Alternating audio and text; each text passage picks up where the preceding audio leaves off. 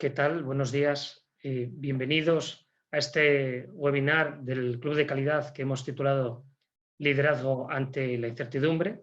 En primer lugar, quiero mandar un mensaje pues de ánimo y de buenos deseos de salud a todos los asistentes, a todos quienes participáis en esta actividad. Estamos en un periodo difícil para todos. Por eso es especialmente procedente el tema que tratamos hoy. Y bueno, queremos transmitirnos tanto nuestros mejores deseos como informaros de que el equipo del club está bien, está sano y trabajando en condiciones de seguridad. Como sabéis, para el Club de Calidad, una de las razones de ser fundamentales es precisamente el intercambio de experiencias y el poner o compartir con la sociedad conocimiento relevante en materia de mejora de la gestión. En este caso vamos a hablar sobre todo de gestión de personas, con lo cual nos encontramos muy cómodos tanto tratando estos temas como utilizando formatos como el del webinar.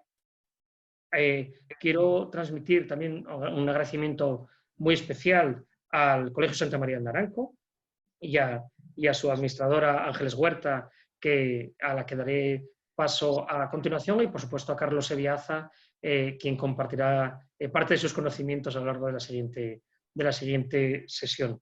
Simplemente desde el punto de vista práctico, recuerdo que podéis hacer cualquier tipo de pregunta a través del chat de la plataforma y la responderemos todas al final. Estamos grabando esta actividad, así que si alguien la quiere consultar luego, la pondremos a disposición de todo el mundo. Así que, sin más, vamos a dar comienzo a esta actividad. Quiero, para ello, dar la palabra a la organización que ha permitido que hagamos este webinar hoy, que es el Colegio Santa María de Naranco. Así que, Ángeles Huerta, por favor, tienes la palabra y muchísimas gracias por tu colaboración. Gracias, Marino. Buenos días a todos, bienvenidos.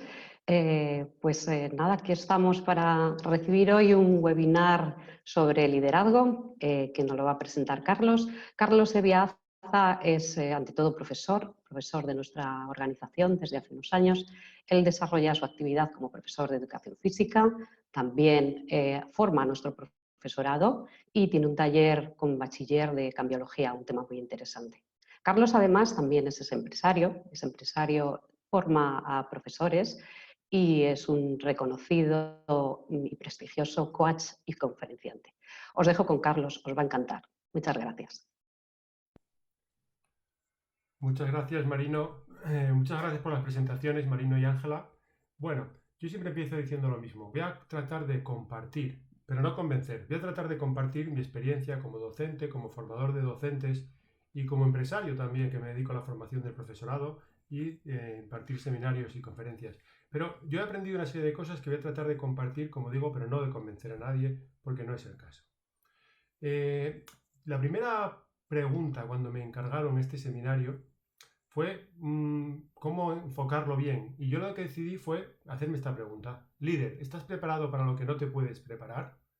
Tratando de responder esta, apareció un montón de pensamientos en mi cabeza y al final traté de encontrar una respuesta. Una respuesta que os va a parecer un poco surrealista. La respuesta es esta. Cisne negro. Black Swan. Cisne negro por dos razones. Diréis, qué cosa más rara, ¿qué me estás contando? Bueno, cisne negro por dos razones. Por dos razones que son dos metáforas. La primera es la película de Natalie Portman, que se titula Cisne Negro y que trata de cómo una bailarina llega a enloquecer por el exceso de perfección.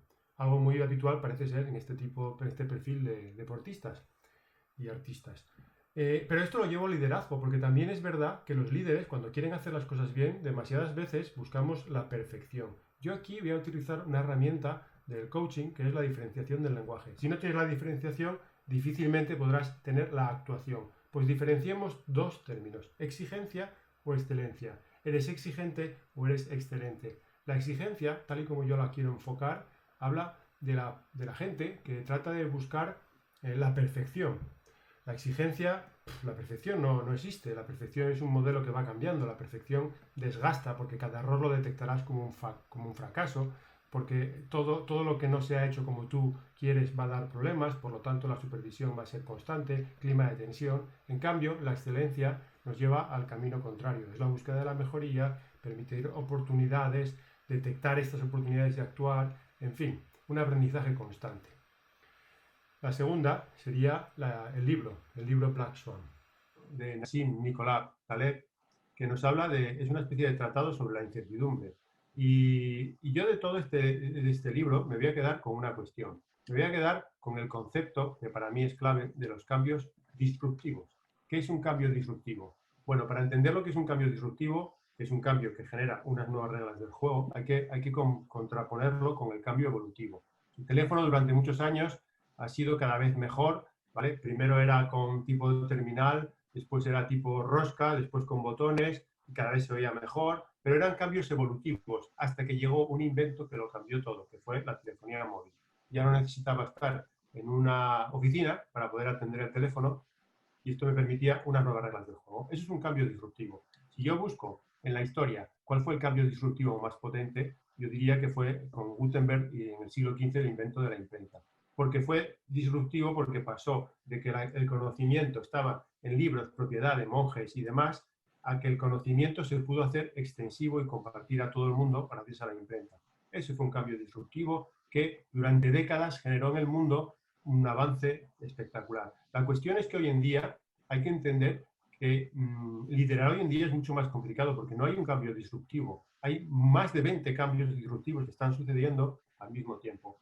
Tenéis ahí en la pantalla todos los que yo entiendo que son ahora de los más disruptivos, ¿no? Las criptomonedas, los drones, la energía, todo lo que tenéis ahí. Eso implica nuevas reglas en el juego.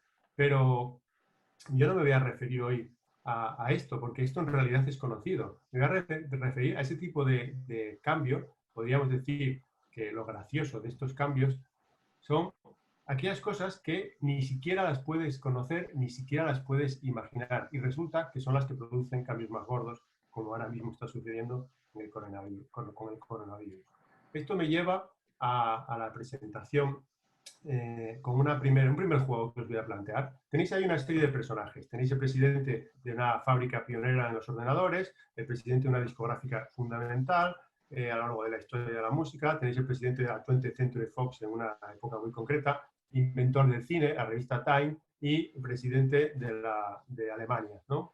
De la posguerra mundial. Bien, ¿qué tienen en común todos estos personajes? Es el juego. Y a poco que nos ponemos a pensar, sale una cosa. Todos eran considerados adelantados a su tiempo. Todos se han considerado más o menos visionarios. Vamos a ver un poco las predicciones que estos nos hicieron. La primera predicción que os pongo es la del presidente de la 20th Century Fox, Darryl F. Zanuck. Dijo que la televisión no tenía futuro, que la gente se cansará de mirar una caja de contrachapado. ¿Vale? Y esto lo dijo alguien que sabía mucho del sector.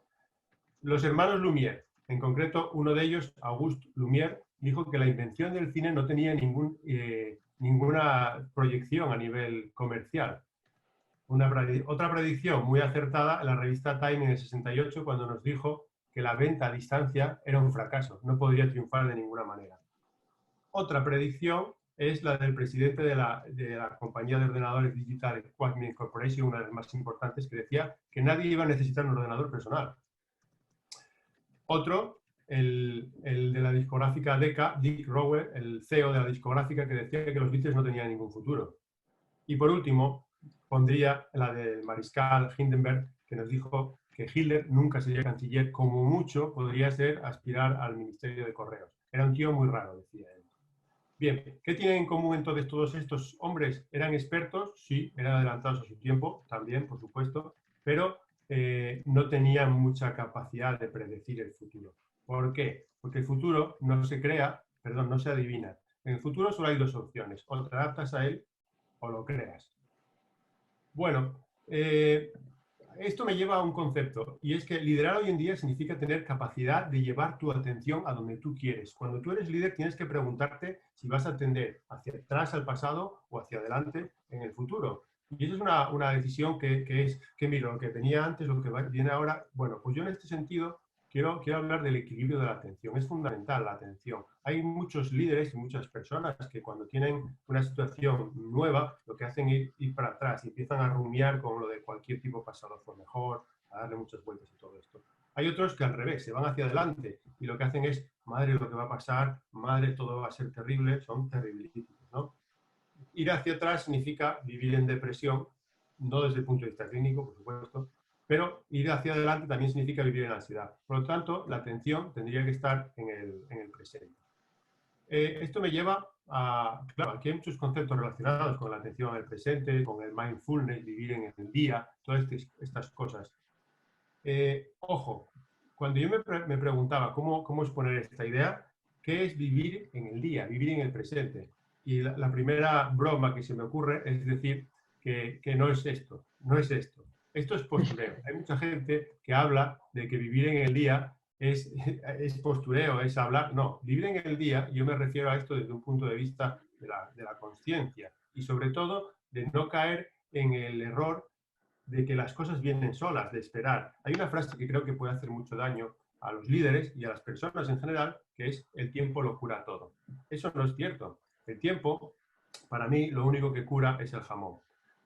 Lo que sí que te sirve el tiempo y para lo que hay que utilizar el tiempo y lo que te ayudará a liderar en estos momentos de incertidumbre es que durante el tiempo aproveches para prepararte. Prepararte en general, en todos los aspectos, en todo lo que vaya pasando. También para intentar ver cosas que nunca te habías parado a pensar, para intentar cambiar la perspectiva. Por supuesto, para tratar de diferenciarte de los demás y ser más sabio, pero sabio en el concepto clásico de la palabra sabiduría, el concepto que utilizaban los griegos, que es la inteligencia llevada a la práctica. No vale de nada ser inteligente. Un inteligente puede no ser sabio. Una persona sabia es aquella que usa bien la inteligencia. Esto me lleva al siguiente concepto. Hoy en día estamos teniendo una oportunidad muy buena para ver cómo se lidera sin guión, porque hasta ahora los líderes siempre iban más o menos con un guión preestablecido, posibles crisis, posibles inventos, posibles alianzas, todo era ya más o menos predecible. Pero ahora estamos viendo todos esos modelos de liderazgo. Estamos viendo líderes que no quieren tomar medidas porque prefieren la economía a las personas. No voy a entrar en valoraciones, obviamente. Otros que al revés, prefieren las personas a la economía. Otros que toman medidas drásticas, pero solo para algunos. Otros que no quieren asumir la situación y tratan de huir hacia adelante. Otros que buscan un enemigo común para afianzarse y no tener que dar explicaciones. Otros que buscan protagonismo. Y otros, en cambio, que en vez de buscar protagonismo buscan el equipo. Y por último, aquellos que consideran que esta situación de ahora es una cosa mundial o aquellos que lo consideran como una cosa de países y hacen comparaciones y establecen ese tipo de... Bien, sea lo que hagamos, lo que hagan todos estos líderes, van a llegar al mismo sitio. Lo que pasa es que muchos en ese camino habrán perdido la batalla. ¿Por qué cuento esto? Bueno, porque hay un caso muy claro que a mí me hace bastante gracia porque lo viví en primera persona. Yo era un gran consumidor de los videoclubs Blockbuster, ¿os acordáis?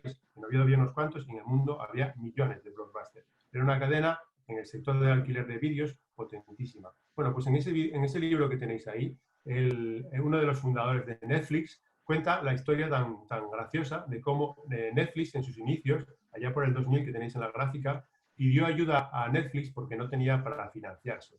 Y pudo haber participado, incluso comprado la empresa, los directivos de Netflix, los accionistas de Blockbuster, por apenas 50 millones de dólares. Y no quisieron, dijeron que no tenía futuro, que alquilar las películas en streaming no tenía futuro. Fijaros lo que pasó. ¿Por qué cuento esto?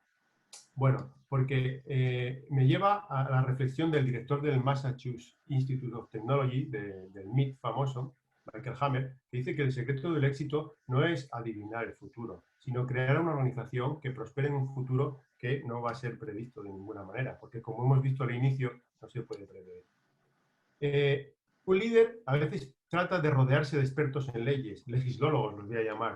Otros líderes tratan de rodearse de expertos en gente que domina aspectos de la organización y otros en aspectos de la economía, ¿no? De la financiación. Todo esto es fundamental en una empresa. Pero yo creo que un líder tiene que ser lo que yo llamo cambiólogo. Liderar es ser cambiólogo. Y voy a tratar de explicaros en esta charla mi visión de lo que es para mí ser cambiólogo. Lo primero que tiene que hacer un cambiólogo es entender cómo funciona el cerebro y cómo funcionan las emociones. Y para ello me parece importante desprenderse, soltar lo que se denomina el martillo de oro. El martillo de oro es una concepción por la que aquellos que tienen una cierta idea de cómo solucionar un cierto problema creen que esa manera, esa forma, vale para todo, ¿vale? Tiene mucho que ver con la frase que dice que cuando la única herramienta que tienes es un martillo, todos los problemas parecen clavos. Por ejemplo, los profes somos muy dados a, como la única herramienta que tenemos para examinar es el examen de conocimientos teóricos, parece que la única manera de aprender es memorizar. Y entonces todo lo que no sea un examen teórico no tiene el mismo peso. A esto me refiero. ¿Qué quiero decir en el tema del liderazgo? Bueno, porque el liderazgo malentendido a veces se enfoca como una especie de ideología, una especie de personalidad. Así hay líderes que pretenden la cercanía con su entorno, otros que prefieren el temor. Hay líderes que prefieren ser innovadores y otros que son más conservadores. Hay líderes que se consideran más de izquierdas o más de derechas. Bien, pues hay que soltar todo esto. Y esto voy a explicar por qué. Cada uno podrá tener sus ideologías, pero hay que soltar el martillo de oro y coger el destornillador. Y voy a explicar esta metáfora. Bueno, el destornillador me sirve para mover el interruptor, pero vais a entender ahora a qué me refiero con el interruptor. Nuestro cerebro tiene normalmente un funcionamiento de que cuando llega la información pasa por un filtro emocional, primero, esto está demostrado por la neurociencia, y después pasa a mi cortes, neocórtex, donde produce el pensamiento. Pero el pensamiento ha sido filtrado por la emoción previamente, ¿vale? Si la emoción es muy intensa, puede bloquear el pensamiento. Bueno, hemos de ser capaces de conocer nuestras emociones y ser capaces de movilizar ese interruptor emocional. No digo frenar las emociones, cosa que es imposible y nada recomendable, sino conocer esas emociones para que no perjudiquen tu pensamiento. Sobre todo porque hay 3 interruptores que nos pueden bloquear mucho. El primer interruptor emocional que bloquearía el pensamiento es el miedo. Y hay líderes que lo utilizan porque movilizan a otros por miedo, en este caso que hablamos del coronavirus, la enfermedad, el contagio, perder el trabajo. Algunos líderes se dejan influenciar por este interruptor y otros líderes utilizan malamente este interruptor por sus intereses. El segundo interruptor sería el de la codicia. No hay cosa que más bloquee el pensamiento que alguien que cree que puede ganar mucho pensando de no sé qué manera. Entonces, hay líderes que se basan en la codicia y por lo tanto no están siendo racionales. Y el tercer interruptor que habría que desconectar o al menos controlar sería el del odio. Hay muchos liderazgos que se basan en buscar el odio, la confrontación, la agresividad contra el otro. ¿A qué me refiero con el destornillador? A dominar eso. Primero, para dominarlo, ser consciente. Claro, en un seminario de media hora no vamos a poder hacer aquí muchos ejercicios, pero ser consciente ya es mucho. Entonces, yo propongo dos revisiones para un liderazgo consciente. La primera de las revisiones lo vamos a llamar, jugando un poco con estas metáforas que tanto me gustan a mí, Operación Sardiana. En vez de sardina, Operación Sardiana. ¿Por qué? Lo vamos a entender. Resulta que el sistema de activación reticular es una red de neuronas en nuestro cerebro que funciona así. Nosotros, en un instante como ahora mismo, hay más de 8 millones de bits de informaciones que mi cerebro está procesando. Pero yo atiendo solamente las que me interesen, ¿vale? ¿Por qué? Porque movilizo mi cerebro en torno a una idea que a mí me interesa y que me parece relevante. Y eso el cerebro lo manda a la zona consciente.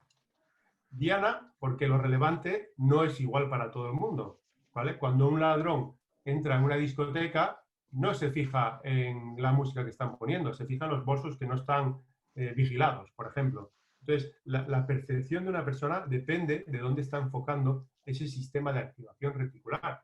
Entonces, saber esto te hace intentar abrir eso y sobre todo te hace intentar coger la red para conectar tus valores y desconectarlos de otras ideologías. No puedes interferir en tus decisiones de liderazgo por decisiones políticas, por decisiones personales. Tienes que ser capaz de tener una visión abierta y tratar de conectar todo eso, todo tu sistema de activación reticular, a la tarea primaria de tu empresa. ¿Cuál es la tarea primaria de tu empresa, de tu organización? Una vez que la tienes localizada, todo se pondrá a funcionar a tu favor. Se produce lo que llaman el efecto Tetris, ¿no? Cuando jugábamos al Tetris, salías de jugar al Tetris, ¿os acordáis? Y estabas viendo fichas colocarse todavía en tu cabeza un rato. Pues cuando tú tienes tu tarea primaria en la cabeza, estás todo el rato, cuando acabas de trabajar o lo que sea, viendo posibilidades de mejora para tu empresa. Y aquí hay otra operación muy importante que me gusta llamar pintadianas. ¿Qué es el pintadianas? Bueno, el pintadianas es la falacia del francotirador, pero es el que tira una flecha y una vez que ya la clavó, entonces alrededor dibuja una diana y dice, mira, justo en el centro. Esto lo utilizo como metáfora, obviamente, para hablar de cuándo somos pintadianas. Somos pintadianas cuando se activa nuestra disonancia cognitiva y nos acabamos creyendo que lo que pasa era lo que queríamos que pasara. Pero nos estamos autoengañando y cuando tú te autoengañas es muy difícil salir de la red. Yo a mis alumnos les propongo este tipo de ejercicios y lo trabajo mucho también con claustros de profesores para ver cuándo nos estamos autoengañando o no. Por ejemplo para alumnos, ruptura emocional, te deja tu novia, te deja tu novio, ¿qué diría un pintadianas? Bueno, me dejó, pero me hizo un favor porque la iba a dejar yo, la cosa no iba bien. ¿Y qué es lo que podría esconder? Podría esconder que te duele la ruptura y no lo aceptas. ¿Podría ser verdad todo lo que pongo ahí? Claro que podría ser verdad. Pero el problema es cuando no es verdad y tú te engañas. Si lo dices y es postureo, tampoco hay tanto problema. Pero si tú te lo acabas creyendo, entonces sí, porque ¿quién va a luchar por recuperar una relación si tú te has convencido todo el día de que no era eso? Tema muy recurrente, tema físico. Ahora estamos cogiendo kilos con el confinamiento. Bueno, seguramente nos pondremos a adelgazar y habrá algún pintadianas, todos llevamos uno dentro, que quede claro, yo el primero, y dirá, bueno, yo quería adelgazar, pero estoy muy bien así, el que no le gusta que no mire. Si eso fuera verdad, no habría problema, pero si lo que esconde es que no estás a gusto con tu cuerpo y lo que pasa es que es duro seguir una dieta, entonces sí habría problema, porque nunca serías feliz. Y en la empresa podría ocurrir lo mismo. Hablando de futuro, podríamos decir, bueno, el beneficio no es muy grande, pero es muy seguro, es muy cómodo y no me planteo cambiar. Y en realidad lo que está escondiendo es, ganas poco, te da pereza ponerte a hacer algo que no estabas haciendo antes. Lucha contra tu pintadianas interno para poder liderar mejor. Bien, ¿cuál es la estrategia que yo propongo? Propongo la estrategia del líder que voy a llamar, una vez más jugando un poco con metáforas, el líder maicena. Y quiero que me interpretéis bien este concepto. El líder maicena, ¿por qué? Porque vivimos en una sociedad, como dice Zygmunt Bauman, un sociólogo y uno de los pensadores más brillantes del siglo XXI, dice ya hace muchos años que viene diciendo que la sociedad es líquida, que todo está cambiando, que ahora compramos bienes para volver a comprar los mismos bienes más adelante, no compras una tele para toda la vida, ni mucho menos, que las relaciones pasa lo mismo, los trabajos pasa lo mismo, las estructuras políticas pasa lo mismo, todo es cambiante. ¿Y qué ocurre? Que cuando hay tanto cambio tienes miedo a fijar cosas para siempre. Y esto puede ser un enemigo.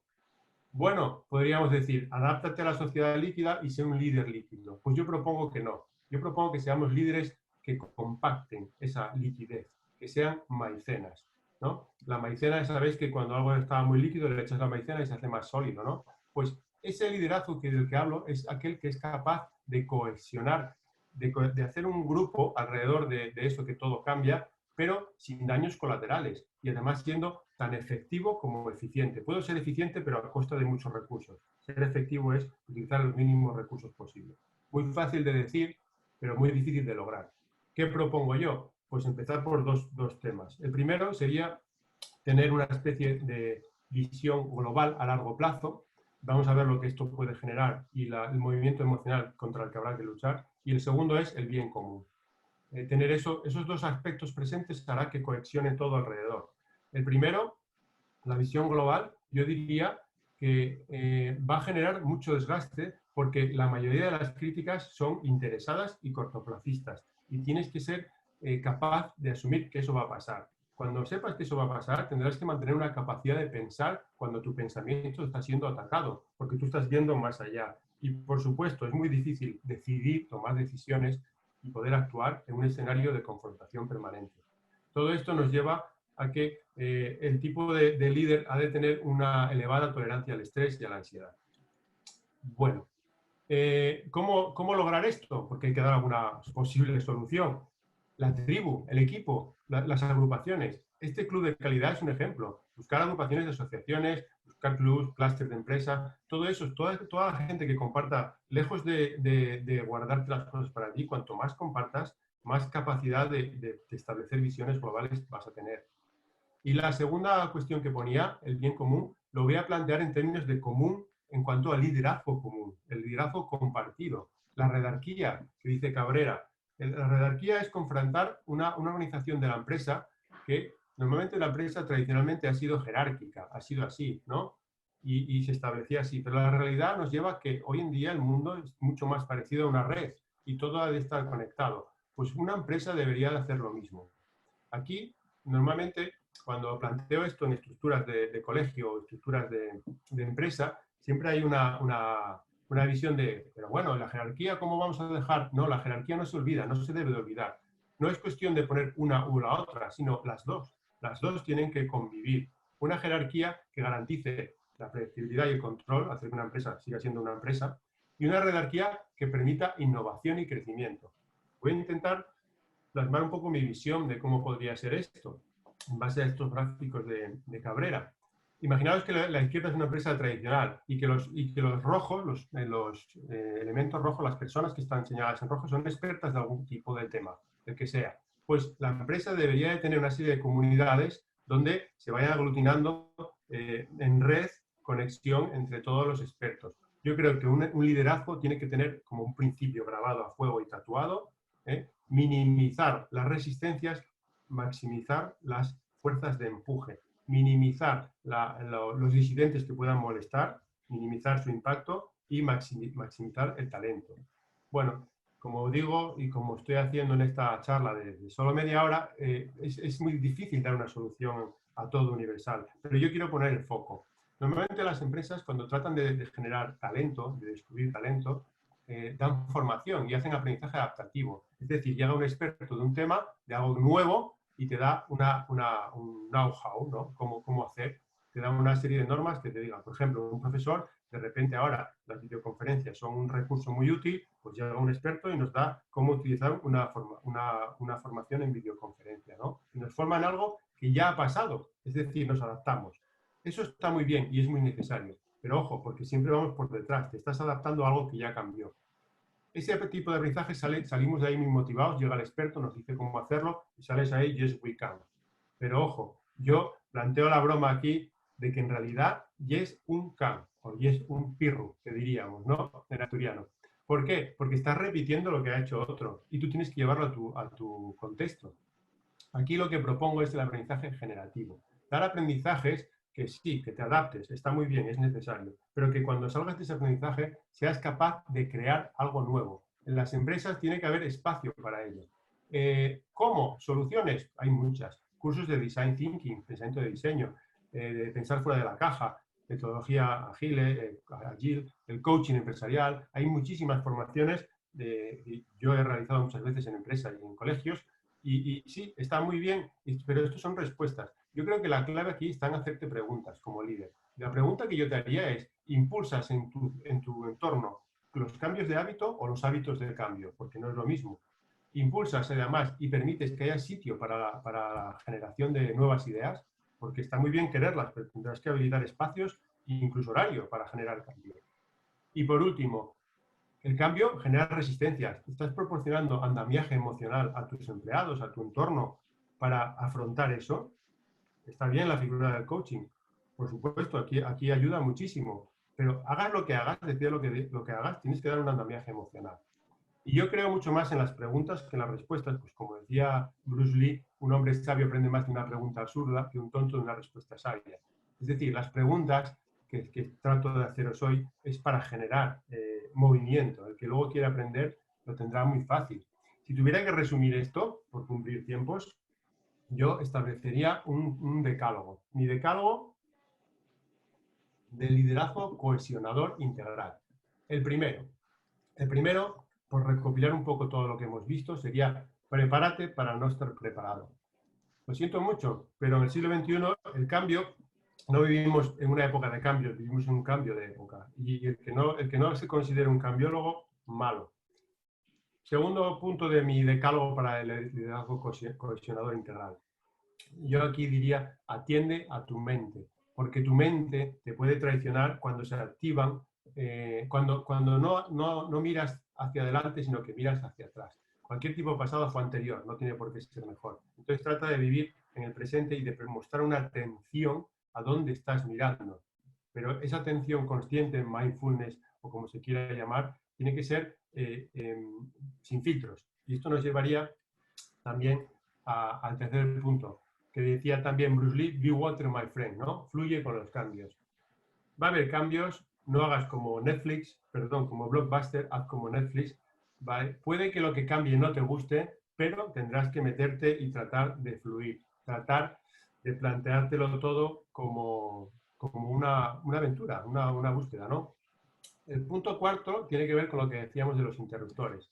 Hay que recordar que tu mente obedece si tu cerebro le apetece.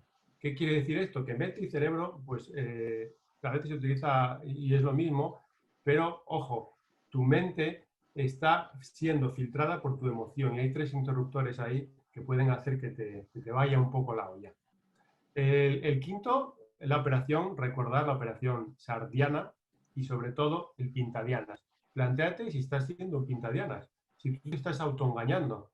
Hay mucha gente que se pone a hacer algo, por ejemplo, un profesor se pone, me ha pasado, a trabajar con el Prezi y dice, ay, qué guapo el Prezi, qué buenas presentaciones hace. Cuando te pones y ves que es un poco complicado, dices, en realidad no es tan importante. ¿Y tú te autoengañas? Pues sí, sí lo era.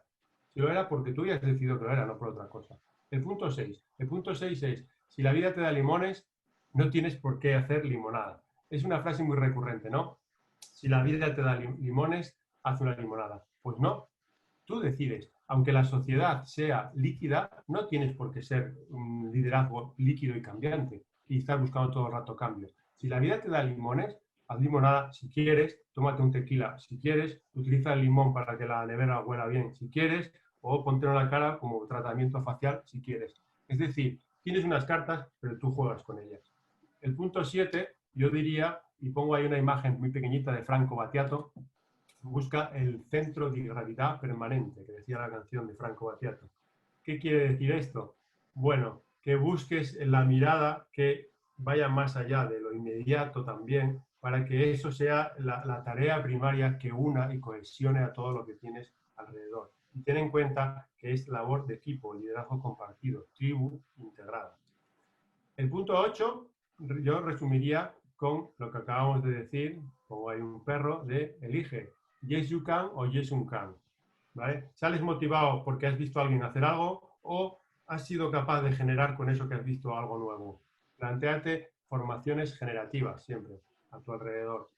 El noveno, con un espejo, es el ejemplo, es la única forma, no es la mejor forma de educar. Hay gente que dice, el ejemplo es la mejor forma de educar. No, no, es la única. Tú no puedes predicar una cosa y hacer otra. Yo voy a ponerme de ejemplo, no porque yo sea ejemplo de nada, sino por contextualizar, ¿no? Yo todas estas cosas las he aplicado en mi empresa de formación. Y yo estoy en un centro, Santa María de Naranco, porque se hace esto, porque el liderazgo es compartido, porque yo llegué a ese centro sin cargo directivo que no tengo y aún así doy formación a los profesores en cuanto a metodología, porque son centros, nuestro centro, que cuando detecta talento, da espacio al talento y promueve el talento. Es decir, no podrías estar hablando de una cosa y estar en un sitio que hace lo contrario. El ejemplo es fundamental. El décimo me lleva ya a cerrar la charla para cumplir los tiempos. Mirad, el décimo es, quizás suena un poco a Happy Flower, pero para mí es fundamental. El décimo es, recuerda que todo camino ha de ser una búsqueda y no una lucha. La lucha desgasta, la lucha genera enemigos, la lucha agota, la lucha no te dan ganas de seguir caminando. La búsqueda genera emoción, aventura, aliados. Cada problema es una búsqueda nueva. Es decir, no puedes ir a la batalla todos los días cuando llega cualquier cosa nueva. Tienes que ir a la búsqueda. Y aunque sea un tópico, me encanta la frase de Bob Marley que dice, me dijeron que para enamorarla tenía que hacerla sonreír, pero cuando ella sonríe, el que se enamora soy yo. Os pido ahora, para acabar, que cambiéis la frase, la palabra ella, por vuestro entorno, vuestra organización, vuestra profesión. Por ejemplo, me dijeron que para enganchar, enamorar a los alumnos tenía que hacerlos sonreír, pero cuando ellos sonríen, el que se engancha a su trabajo de profesor soy yo. ¿Qué quiero decir esto? Que al final las emociones son contagiosas y que tú, no solo el ejemplo, sino que tú tienes que intentar disfrutar y tú verás que los demás disfrutan y tú disfrutarás más. Así que, sin más, de verdad, gracias de corazón por haberme permitido hablar de todo esto. Me pongo a vuestra disposición y ahora voy a dar paso a Marino por si hay alguna pregunta por ahí o por si queremos establecer cualquier conversación. Adelante, Marino. Muchísimas gracias, Carlos. Ha sido una presentación muy didáctica, muy entretenida y además la verdad es que francamente interesante. Planteabas en tu intervención el concepto de los equipos, del liderazgo compartido, ¿no? Y de la importancia de los equipos. Y me gustaría incidir en ese aspecto, ¿no? ¿Cómo fomentar esos equipos colaborativos, cómo fomentar la participación, la colaboración de los equipos? Bueno, yo creo que aquí el coaching relacional nos ayuda mucho. El coaching relacional es trabajar en un equipo, la forma de pedir, la forma de ofrecer, la forma de reconocer, ese tipo de cosas. Yo creo que aquí la clave muchas veces está en los feedbacks. Pedir, ofrecer, reconocer, llegar a acuerdos. Al final todo pasa por dar información precisa. Hay un estudio de John Hattie que nos dice que estuvieron buscando durante 15 años, con más de 50.000 estudios, qué hacía un profesor lograr los mejores resultados, qué hacía que la gente aprendiera. Y al final no era ni la motivación, no eran ni los conocimientos, era la calidad de sus feedbacks, que los feedbacks fueran precisos. Pues yo esto lo llevo a todos los sitios. Un equipo funciona cuando hay capacidad de asertividad para decir las cosas y las cosas se dicen de manera muy, ¿cómo decirlo? Muy directa y muy clara. Un buen feedback no lleva implícita valoraciones, un buen feedback pide algo concreto, un buen feedback. Yo tengo que ser líder y saber que cuando yo doy un feedback es fácil que se produzcan unos pasos. Al principio habrá una ira, habrá una negación, habrá una culpa externa, pero luego empezará un reconocimiento, un compromiso y una nueva capacidad de acción. Así que al final es cuidar, el feedback es la gasolina, yo diría que es el oro o el aceite que engrasa una organización. Un buen equipo funciona si hay buenos feedbacks y si no confundimos rol y persona. Eso a veces es muy complicado, pero ocurre. Hay que cuidar mucho eso. Nos llega una pregunta relacionada con los valores. En la situación actual, ¿no? Ante la incertidumbre, ¿qué valor le das a los valores y cómo se pueden convertir en actitudes? Uy, convertir valores en actitudes, qué maravilla. A ver, yo creo que esto tiene muchísimo que ver con definir la tarea primaria de tu empresa. Yo creo que hay que hacer partícipes a cuantos más componentes de tu organización en esa definición de los valores primarios, de qué es lo que es clave para ti y luego ser muy fiel. Yo creo que aquí los valores solo se pueden lograr de una única manera, que es con el compromiso.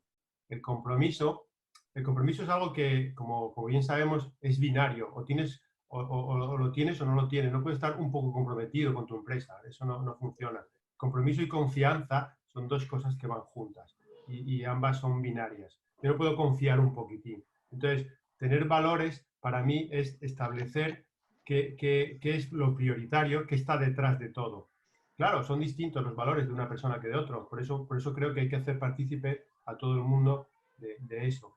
Y yo muchas veces veo que en este momento actual se confunden y hay gente que plantea que si la economía o las personas, ¿no? Esa especie de confrontar valores ahí. Y no lo veo real, porque la economía depende de las personas dependen de la economía. Entonces, las personas están por encima de todo. A ver, en este sentido, soy muy humanista, mucho más que ultracapitalista. Pero sea cual sean los valores de una empresa, tienen que estar explicitados. Y cuanto más participen de la generación de ese compromiso, mejor. Perfecto. Hay otra pregunta muy concreta que es, ¿recomendarías algún libro para iniciarse en este tipo de temas? Jolín. Mira, el que he señalado de Cisne Negro, de Nassim Taleb, ese habla de incertidumbre, es una maravilla ese libro, me encanta ese libro. Sería un libro con el que podría arrancar. Luego, a nivel efectivo, a mí me resultó muy útil el libro de diferencias en el lenguaje. No recuerdo ahora mismo el título exacto. Bueno, me pillas en blanco en este libro en concreto. Pero yo iría al de Cisne Negro, porque te habla de incertidumbre y te habla de los errores que cometemos. Sí. Nos aparece una nueva pregunta que es, ¿un liderazgo es de un solo individuo o es en conjunto? ¿Cuál es la mejor forma? ¿No? Que ha sido parcialmente respondido, ¿no? Por lo menos a lo largo de Sí, yo hablaba de liderazgo compartido. Mira, Vicente del Bosque fue el primero en hacer esto en la selección de fútbol, precisamente que ganó el Mundial. Hasta que llegó Vicente del Bosque, los capitanes eran un capitán y a lo mejor había un capitán de reserva. Llegó él y hizo, no sé si fueron 4 o 5 capitanías dentro de la selección española y eso dio más cohesión al grupo. Yo soy muy partidario del liderazgo compartido y que cada uno sea líder en su sector. En mi centro, Ángeles es líder claramente en temas de administración. Jaime Nicolás, es líder en temas de hacia dónde queremos llevar el colegio. Jorge, por ir a la dirección de secundaria, o Raquel, son líderes en el tema pedagógico de secundaria y bachillerato.